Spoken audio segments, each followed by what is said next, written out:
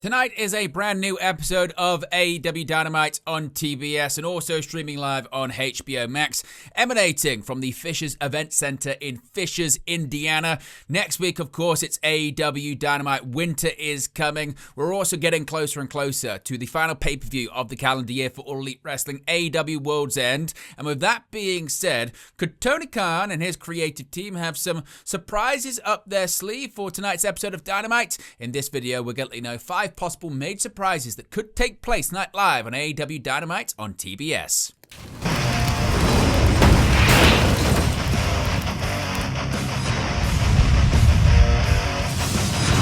Hey guys, welcome back to Wrestling News 365. Hope everyone is doing very well. As always, there are plenty of stories to get into in the world of professional wrestling. And tonight, it is a brand new episode of Aew Dynamite on TBS, streaming live also on HBO Max, emanating from the Fishers Event Center in Fishers, Indiana. The show is a jam-packed one. We've got face-offs. We've got several Continental Classic matches now that the tournament is fully underway, getting closer and closer to AEW World's End. We've also got a holiday death match and much more, and I'm sure there's some major surprises that could be planned by Tony Khan and his team. So let's get into 5 possible major surprises that could take place tonight live on Aew Dynamite, beginning with a face-off between the AEW World Champion Samoa Joe and the Mad King himself, Eddie Kingston, ahead of their big AEW World Championship match.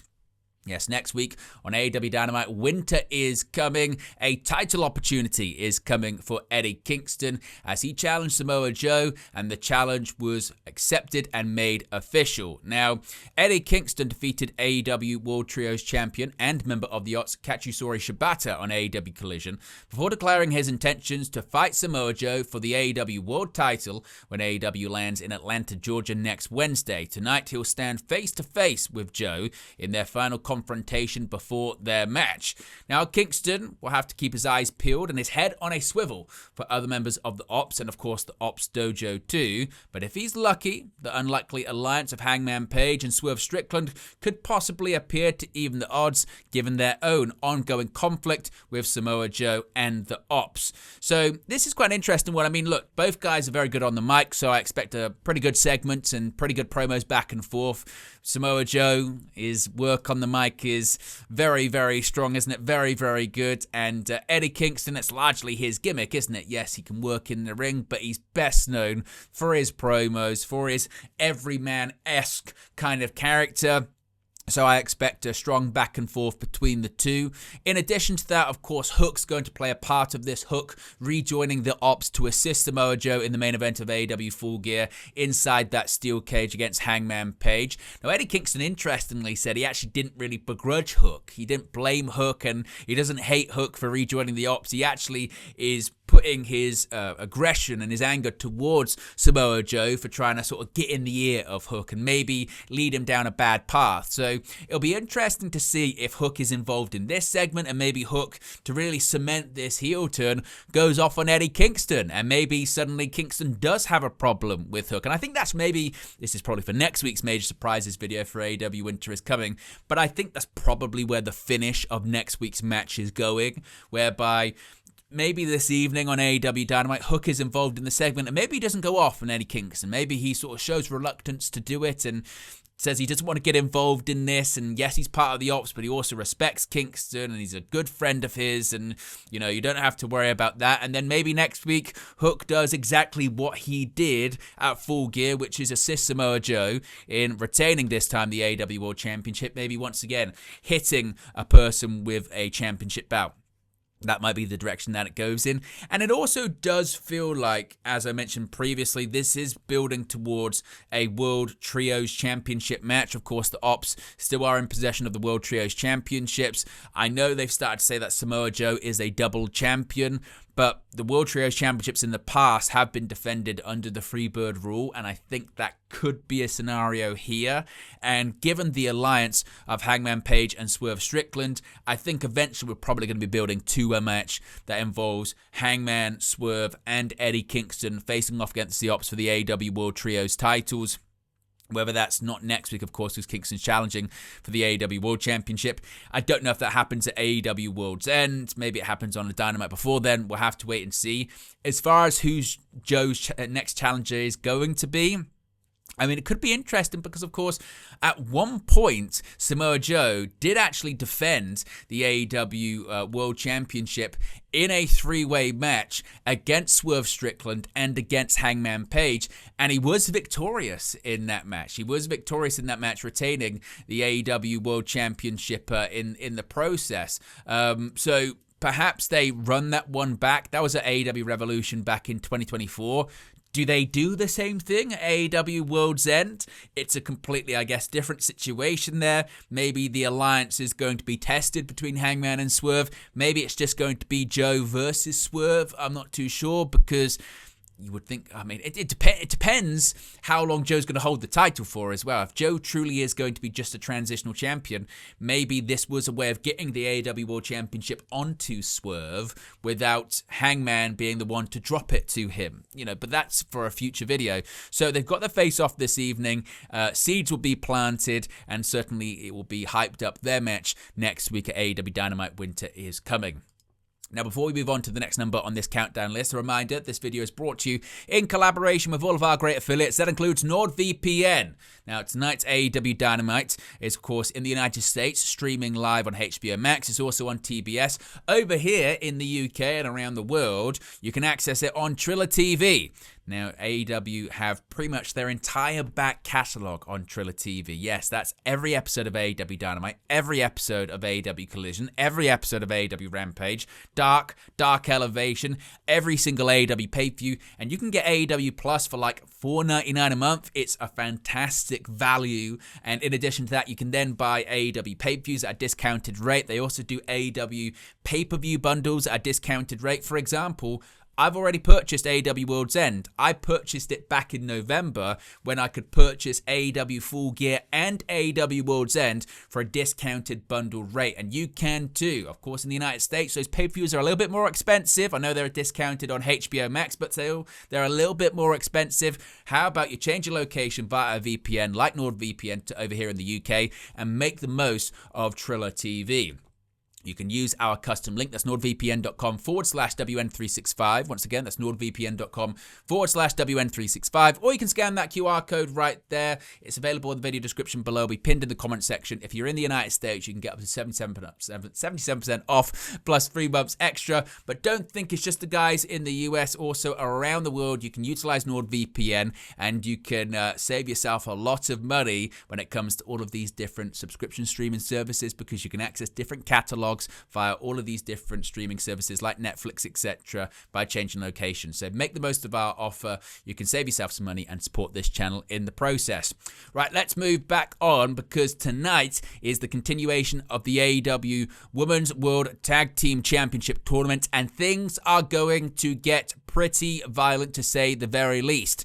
Timeless Toni Storm got the last word on the Thanksgiving Eve edition of AEW Dynamite when she fearlessly confronted former AEW World Champion Jon Moxley, but also Marina Shafir to relay the stipulation for this week's AEW Women's World Tag Team Title Tournament semi-final, and now it's official. The Timeless Love Bombs will battle Megan Bayne and Marina Shafir, now known as Mega Problems, as revealed by Tony Khan on social media, in a hardcore holiday death match to advance to the tournament final. Now, after the matches that Timeless Toni Storm's been involved in, like the Hollywood ending with Mariah May and also Blood and Guts, there is little to no doubt about how far these women will be willing to go to reign supreme. But Storm and Mina Shirakawa have an extra chip on their shoulder after Megan Bayne brutally whipped Shirakawa at Blood and Guts while she was locked in to Shafir's mother's milk, forcing Storm to forfeit the match to save her lover. With both a holiday and deathmatch stipulation, there seemingly is no limits on what can happen. So there is going to be violence, there's going to be blood, there's also going to be probably Christmas and holiday themed weapons. This one could get completely out of control, but this is going to be violent. As I mentioned, Timeless Toni Storm in her matches has taken violence to another level, not really seen as much in certainly North American pro wrestling by females. I mean, she will very likely get color in the match. And this does go back to blood and guts. As I mentioned just there, the finish of that match was Mega Problems beating down on Mina Shirakawa so bad, forcing Timeless Toni Storm to watch that she had to forfeit, submit, and the heels won. And it's going to come back round the other way. I think the favourites to win this tournament are, Timeless Toni Storm and Mina Shirakawa. Timeless Toni Storm is not only one of AEW's biggest women's stars, but just in general, she's one of AEW's biggest stars, and she's one of AEW's biggest success stories, from coming over to WWE, creating a new character, becoming better, becoming bigger than she was in WWE, and trying to show that example of, in WWE, creative can hold you back, and you can go over to AEW and you can reinvent yourself and you can get even better. That's not a slight against WWE, that's just, I think, what AEW would perceive, as a positive example of her tenure in All Elite Wrestling. Kind of similar to Swerve Strickland, whereby didn't work out in WWE on the main roster, certainly, but goes over to AEW, reinvents himself, becomes an AEW World Champion, and now is one of the top stars in the organization. It's the same with Timeless Toni Storm. So the fact that she's now no longer the AEW Women's World Champion, that's Chris Statlander. She's not going to be the TBS champion because that's Mercedes Moné's bout, one of several. It kind of feels like she's been freed up for a reason, and she's been freed up to become one half of the inaugural AEW Women's World Tag Team Champion. So I expect violence. I expect physicality. I don't know if we're going to be getting what we got at the Hollywood ending earlier this year when, Timeless Toni Storm was putting glass on her knuckles. There was glass involved in the women's blood and guts match, and a lot of people were full of praise for that blood and guts match, saying that the violence was where it needed to be, and it was a great showcase for our first ever women's blood and guts match in AEW history. And I expect this to continue on here. So I'm going to go with the baby faces to win, because I think that Toni Storm and Mina Shirakawa are going to go all the way and win the whole tournament as it is. Next up, we have the Continental Classic. Of course, the Continental Classic is continuing. And we spoke about Marina Shafir and the Death Riders. And this is going to be very interesting when it comes to the Blue League, because it's going to be Death Rider versus Death Rider in tonight's Continental Classic Blue League match. Jon Moxley, the leader of the Death Riders, will go one-on-one with Claudio Castagnoli for the first time in AEW, and the first time since both men were on the WWE roster. Now, when it comes to Claudio Castagnoli, he's in a very rich vein of form. He is on an exceptional run since winning his first tournament match last week on Aew Dynamite, and also scoring several big wins in CMLL, including one which he defeated Gran Guerrero to become the new CMLL World Heavyweight Champion. Now, I would think, and one would hope, he's going to be carrying the CMLL World Heavyweight Championship with him tonight on Aew Dynamite. And just to once again stress how of a big victory that was for Claudio, Gran Guerrero had been the CMLL World Heavyweight Champion for over 1,100 days. That's like around those Roman Reigns numbers when he was the undisputed WWE Universal Champion. It's pretty insane. Now, Moxley, he also began this year's Continental Classic with a victory, but he still isn't on solid footing with the Death Riders after setting a trend of major submission losses since AEW All in Texas. Will he be able to stay on track, or is he going to fall victim to his most trusted general in Claudio? Now, this is where I think things get really interesting when it comes to Mox, because in my opinion, the seeds have been planted for the longest time for the Death Riders to turn on Jon Moxley. Now, I think this is a continuation of that story this evening, and there's basically, in my opinion, two directions that they can go with this. One involves Moxley winning, and one involves Moxley losing. I think the simplest one could be that Moxley, the leader of the Death Riders, loses to Claudio, who's on this great role. He's the CMLL World Heavyweight Champion. His performances have been strong in all of his matches recently.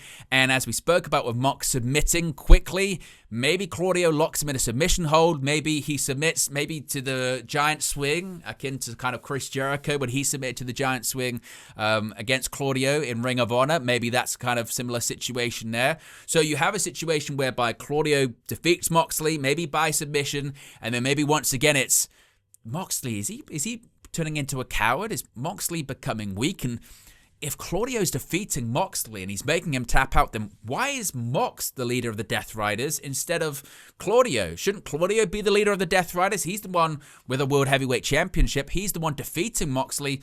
Maybe it should be Claudio's time to take over, and that means either Moxley gets kicked out or Moxley has to fall back in line. So That's one direction that it could go in. I think the other could involve Moxley winning, but what if Moxley had to cheat? What if Moxley defeats Claudio this evening, and it's a situation whereby, yeah, he wins, but he cheated. He rolls him up, he grabs the tights, he uses a low blow, or he pulls off the turnbuckle and Claudio goes into it, and Moxley's celebrating, and Claudio's looking at him going, this guy's our leader. This guy's our leader. He's cheating to beat me.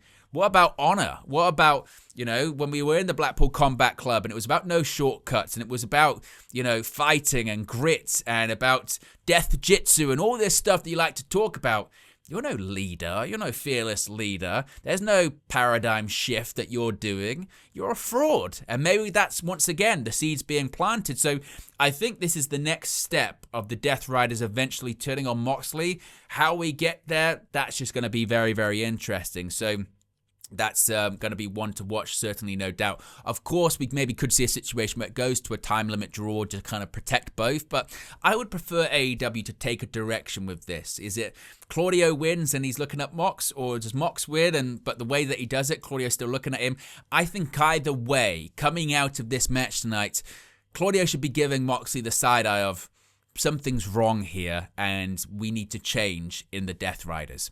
Continuing on with the Continental Classic, we've got the Gold League, and Kazuchika Okada, he's got to get back on the right track, doesn't he? Kazuchika Okada has got to get back in the winning column because last week, it didn't really work out for him, did it? Now, the Gold League this evening is going to be featuring a rematch from Aew Dynasty back in 2024 as the reigning Continental Champion, and who is called the greatest tournament wrestler in the world, Kazuchika Okada, meets Pac from the Death Riders in the ring once again. Now, the Rainmaker got the victory when they faced off at Aew Dynasty back in 2024, but Pac, he's totally different now. He's not just a different look and a different attire. It seems he's even bigger physically than before.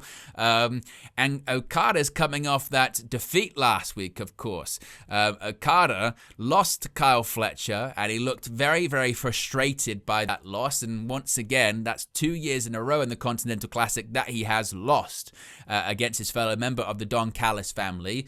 And again, it's about the story here. I think the story here is all about Okada, isn't it? And I still do think the final of the Continental Classic at AEW World's End is going to be Okada versus Takeshita, and I think Takeshita probably wins that one. And maybe we have this story where Okada has this really slow start. And the Don Callis and the rest of the Don Callis family are looking at him going, you're going to pick things up? You're meant to be the greatest tournament wrestler of all time. And maybe it just makes sort of Takeshita's argument stronger of, why are you focusing on Okada? Why is Okada the kind of crown jewel of the Don Callis family? Why is Don Callis spending all of this time and energy with Okada when he should be focusing on me? I'm the IWGP World Heavyweight Champion. I won the G1 earlier this year. I'm going to win the Continental Classic, and yet he's still focusing on Okada. That's bullshit. I mean, this bullshit. So maybe we do have a situation here where Pac defeats Okada, and then Okada and the Don Callis family are like, damn, like, Okada, what's going on with him? So I think the best outcome is maybe a Pac win or a draw, and maybe there is a bit of concern. Meanwhile, Takeshita keeps, advancing very strongly in the competition.